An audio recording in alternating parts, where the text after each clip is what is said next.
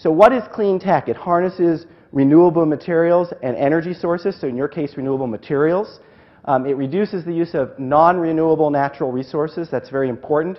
It cuts or eliminates emissions and waste, another thing that biopolymers can do, while also, and this is critical, it must deliver equal, if not superior, performance to conventional offerings.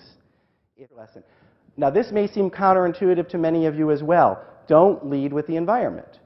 It should be one of the assets that you talk about. But if you think about the Prius, and when they really got traction with Gen 2, right, what was the marketing campaign? The marketing campaign was they had won all these awards. It was the best car of the year, and they played up all the attributes. This has the latest technology.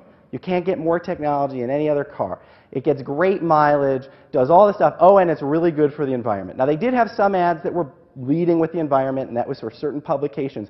But in general, they were talking about all the other attributes. So I recommend, in general, not to lead with the environment. Framing and naming are critical. You have to think through that very carefully. I'm sure all of you in this room who are dealing with marketing decisions on a daily basis are trying to figure out how you're telling your story. That's very important. Has to be easy, accessible, convenient. If I have to go through a hurdle, it's not happening. It's a dead end.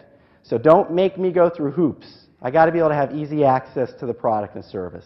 And I think, finally, I talked about HIP earlier, but sort of remember the cool factor. There's some really nice stuff about what you might all be doing, and you might want to be able to tell that story.